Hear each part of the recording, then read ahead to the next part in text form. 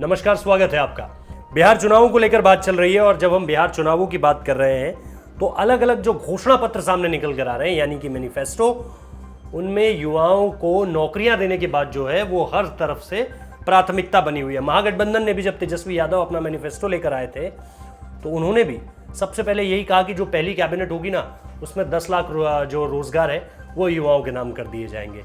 और इसको लेकर के उन्होंने कैटेगरीज भी बताई कि यहाँ पर जो है वो पोस्ट खाली है, खासतौर पे पुलिस की भर्तियाँ और शिक्षकों की भर्तियाँ, क्योंकि ये दो ऐसी लुभावनी जगह हैं जिनको लेकर के लोग अक्सर बात किया करते हैं। युवाओं के बीच ये बहुत चर्चित रहते हैं, खासतौर पे उत्तर प्रदेश और बिहार की, या तो सरकारी जो है वो टीचर बन जाइए या फिर पुलिस में थोड़ा सा ट्राई कर लीजिए।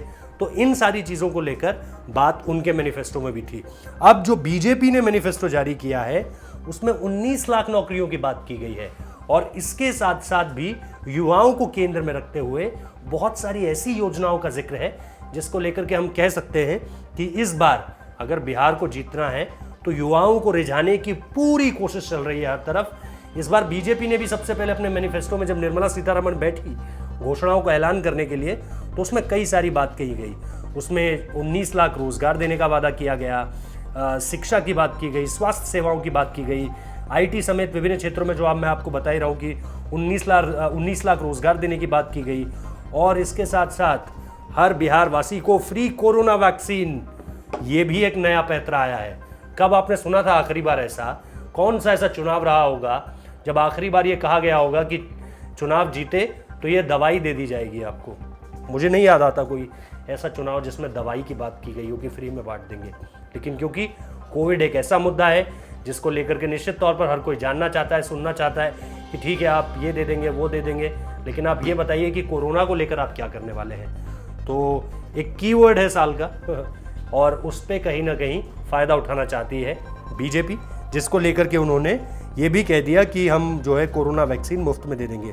इसके अलावा जैसे मैंने कहा आपको कि 5 साल का रोड मैप बताया है जिसमें निश्चित तौर पर 5 सूत्र, 1 लक्ष्य और 11 संकल्पों का जिक्र है। इसके अलावा युवाओं को रोजगार के वादे मैंने आपको बताया, 3 लाख नए शिक्षकों की नियुक्ति करेंगे, बिहार को आईटी हब बनाएंगे जिसमें 5 लाख रोजगार मिलेंगे, कृषि के क्षेत्र में 10 लाख रोजगारों का संकल्प किया है।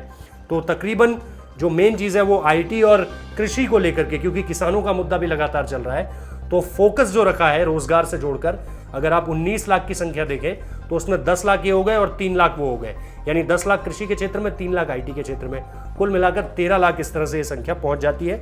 यानी और अदर सेक्टर्स में भी 6 लाख रोजगार बीजेपी ने वादा किया है। अच्छा, महिलाओं को 1 करोड़ का स्वरोजगार देंगे, ये भी अपने आप में सेल्फ डिपेंडेंट बनाने की एक कोशिश है जिसको लेकर के बात की गई है।